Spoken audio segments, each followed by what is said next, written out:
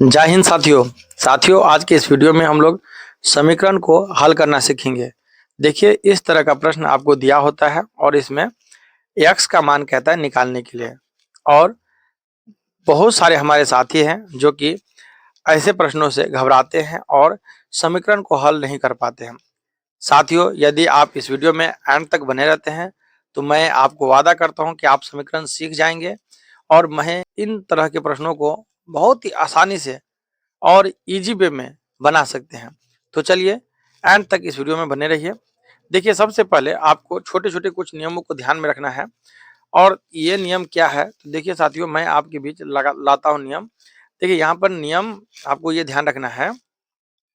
सबसे पहले तो ये देख लीजिए कि बायां पक्ष और दायां पक्ष क्या होता है। देखिए, बराबर के इस साइड वाले को हम लोग बायां पक्ष कहते हैं और बराबर के जब उस साइड होता है तो उसको दायां पक्ष कहते हैं। और यही बायां और दायां पक्ष में आपको समीकरण को सीखना होता है। देखिए, कुछ संख्या है जिसे आप बराबर के उस साइड यानी दाएं पक्ष में ले जाते हैं तो उसका चिन्ह बदल जाता है। सबसे पहले ध्यान रखना है कि कौन-कौन से चिन्ह किस में बदलता है। देखिए, पहला तो यह है कि ये जो प्लस का चिन्ह होता है संख्या में, और अगर बाएं पक्ष में लिखा हुआ है और उसे हम दाएं पक्ष में ले जाना चाहते हैं तो वो माइनस में बदल जाएगा। ठीक है। और दूसरा है कि मान लीजिए कोई संख्या माइनस में है और बायां पक्ष में लिखा है और हम लोग दायां पक्ष में ले जाना चाहते हैं तो वो संख्या जाएगा तो दायां पक्ष में, लेकिन माइनस का चिन्ह बदल करके प्लस के चिन्ह में आ जाएगा। ठीक है, चिन्ह बदल जाता है। ये आपको ध्यान रखना है। और यही चीज आपको मैं बताना चाहता हूँ कि दायां पक्ष में अगर कोई संख्या माइनस के साथ है और बायां पक्ष में जाएगा तो फिर वो प्लस में बदलेगा। तो ये बायां और दायां से मतलब नहीं है।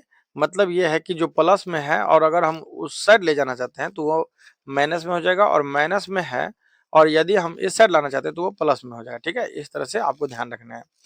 तीसरा चीज है कि जैसे मान लीजिए कोई संख्या बाएं पक्ष में गुना में है और हम दाएं पक्ष में ले जाना चाहते हैं तो गुना के चिन्ह के साथ है तो वो दाएं पक्ष में भागा के चिन्ह के साथ आएगा। ठीक है। और यदि मान लीजिए कोई संख्या भागा के चिन्ह के साथ है और वो बाएं पक्ष में है तो दाएं पक्ष में जाएगा तो वो गुना में बदल जाएगा। ठीक है। और यही चीज ये भी लागू होता है कि दाएं पक्ष में कोई संख्या गुना के साथ है तो बाएं पक्ष में आएगा तो वो भागा के साथ आ जाएगा। ठीक है। तो ये आपको देखना है। और मान लीजिए कि पांचवा, जैसे कि एक और ध्यान रखना है कि स्क्वायर में अगर मान लीजिए, चलिए हम समझने के लिए एक्स स्क्वायर लिख देते हैं। तो यदि यहाँ पर स्क्वायर में बाएं पक्ष में स्क्वायर में है तो दाएं पक्ष में जाएगा तो रूट अंडर में बदल जाएगा। ठीक है। और मान लीजिए यही कोई संख्या रूट अंडर के अंदर आता है और वो अगर दूसरे पक्ष में जाता है तो स्क्वायर के रूप में बदल जाता है। यहाँ पर मान लीजिए समझने के लिए एक्स दे देते हैं, यहाँ पर भी हम लोग एक्स दे देते हैं, यहाँ पर एक्स दे देते हैं तो एक्स स्क्वायर हो गया। अब देखिए, इन चीजों को समझने के लिए चलिए कुछ एग्जाम्पल भी आपके बीच लाता हूं मैं, जिससे आप और भी अच्छे से इसे याद रखेंगे। तो देखिए, जैसे कि मान लीजिए पहला सवाल है आपके पास, x प्लस 2 बराबर 4। तो यहाँ पर क्या है कि x रखेंगे हम लोग और मान लीजिए यहाँ पर 4 है। अब x का मान निकालना है तो कैसे करेंगे? तो सबसे पहले प्लस 2 को आपको यहाँ लाना है इस साइड। तो 2 ले आया लेकिन चिन्ह बदल जाएगा, प्लस 2 है यहाँ पर माइनस में बदल जाएगा। ठीक है। अब यहाँ पर x का मान आपको निकालना है तो 4 में से 2 को साधारण तरीका से घटा लीजिए। जैसे आप घटाते हैं, मान लीजिए 4 में से 2 गया तो कितना हो जाएगा? तो 2 हो जाएगा। तो यही आपका x का वैल्यू आ गया। और इसी तरह के हम लोग सवालों को जब हल करते हैं तो बोलते हैं कि समीकरण को हल किए हैं। तो मान लीजिए x का मान क्या आ गया? 2 आ गया। अब देखिए दूसरा में यदि x और माइनस 2 बराबर 4 है तो हम x का मान कैसे निकालेंगे? तो x तो रहेगा, उस साइड 4 भी रहेगा, और ये माइनस 2 को हम उस तरह उधर भेजना चाहते हैं तो क्या होगा? माइनस वाले संख्या प्लस में बदल जाते हैं तो यहाँ पर प्लस 2 आ जाएगा। ठीक है। अब यहाँ से x बराबर क्या होगा? 4 और 2 6 हो गया, x का आंसर आ गया। ठीक है। अब इस तरह से देखिए, मान लीजिए 2x है यहाँ पर और प्लस 2 बराबर 6 है।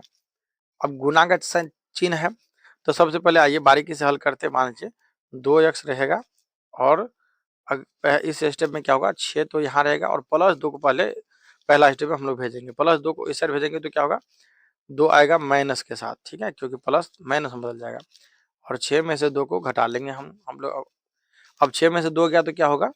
4 आ जाएगा। ठीक है। तो 2x बराबर क्या हो गया? 4 आ गया। अब मान लीजिए यहाँ पर x बराबर क्या आएगा? तो यहाँ पर 4 है और यहाँ पर देखिए 2 गुना में है, यानी कि 2 क्या है? एक चर राशि है, सॉरी अचर राशि है, और x क्या है? चर राशि है। और 2 x के साथ है तो इसका मतलब इसके बीच में कोई चिन्ह है तो गुना का चिन्ह है, ये आपको ध्यान रखना पड़ेगा।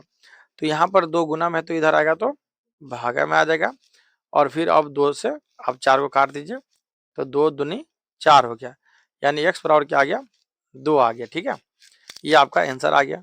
देखिए बहुत ही आसान विधि से मैं बता रहा हूँ आपको, क्योंकि ये नियम कहता है कि जो गुना में है तो वो किस में आ जाएगा, भागा में आ जाएगा। ठीक है, अब फिर देखिए आइए एक और सवाल देखते हैं भागा की तरह। x बट्टा में 2 है प्लस 2 बराबर 6 है। मान लीजिए अब क्या करेंगे, सबसे पहले तो नियम यही कहता है कि पहला स्टेप में ये प्लस 2 को उधर ले जाइए, तो x बटा 2 रहेगा और मान लीजिए 6 है, प्लस 2 को उधर ले जाएंगे तो माइनस में बदल जाएगा, आज 6 में से 2 को घटाएंगे तो 4 आ गया, x बटा में 2 रहेगा ही। अभी देखिए हमारा x का मान नहीं निकला है क्योंकि x बटा में 2 अब बराबर 4 आया है और हमें केवल x का मान निकालना होता है। ठीक है, तो x बराबर क्या होगा, देखिए 4 है और ये जो बटा में 2 है ना, और हम इधर लाएंगे तो ये गुना में आ जाएगा। ठीक है, क्योंकि 2 क्या था, भागा में था और भागा किस में बदलता है, देखिए तो भागा तो गुना में बदलता है। ठीक है, ये आपको ध्यान रखना है। तो मान लीजिए 4 दूना क्या हो जाएगा 8 हो गया, यानी x बराबर 8 आंसर आ गया। ठीक है, अब अगला सवाल है देखिए स्क्वायर वाला, एक स्क्वायर वाला भी सवाल देखते हैं। तो मान लीजिए यहाँ पर देखिए एक्स स्क्वायर प्लस 2 बराबर 6 है, एक्स स्क्वायर को यहाँ पर रखेंगे और फिर से ये 2 जो है उधर जाएगा तो 6 और माइनस में 2 आ जाएगा, प्लस 2 है तो अब देखिए एक्स स्क्वायर यहाँ रहेगा और 6 में से 2 को घटाइए तो सबसे पहले 6 में से 2 गया तो 4 हो गया। अब देखिए यहाँ पर ये ध्यान रखना है आपको एक नियम कि यहाँ पर अभी हमारा x का मान नहीं निकला है, यानी कि अभी आंसर नहीं है, यहाँ पर एक्स स्क्वायर का मान निकला है जो कि 4 है, हमें लाना है x का मान। तो कई सारे साथी यहाँ पर गलती करते हैं, इतना आंसर लिख देते हैं। अभी क्या है कि स्क्वायर अभी उस साइड जाएगा और केवल x बचेगा, तो 4 तो यहाँ पर है ही और स्क्वायर जब इस साइड जाएगा तो क्या होगा, रूट अंडर में बदल जाएगा, क्योंकि मैंने आपको बताया था कि देखिए यहाँ पर ये जो स्क्वायर है ये स्क्वायर तो ये रूट में बदल जाता है, तो यहाँ पर हमारा रूट में बदल गया है। और अब 4 का अगर वर्गमूल निकलता है तो निकालिए, नहीं तो आप इतना ही आंसर लिख सकते हैं। तो 4 का जैसे कि आपको पता है कि 2 वर्गमूल निकलता है तो ये x बराबर 2 हमारा आंसर हो गया। ठीक है, अब चलिए एक और सवाल देखते हैं। मान लीजिए यहाँ पर रूट एक्स प्लस 2 बराबर 6 है, तो ये रूट एक्स को रखेंगे और मान लीजिए 6 है और ये प्लस 2 को इस साइड लेंगे तो माइनस 2 में बदल जाएगा और 6 में से 2 गया तो कितना होगा 4 होगा और रूट एक्स बराबर हमारा 4 आ गया।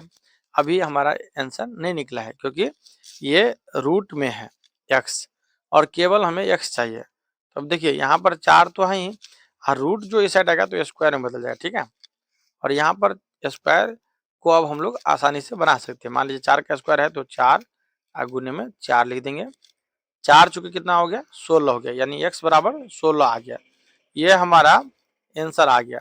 देखिए मैं एक ही तरह के सवाल को हर प्रश्न में लिखा हूँ।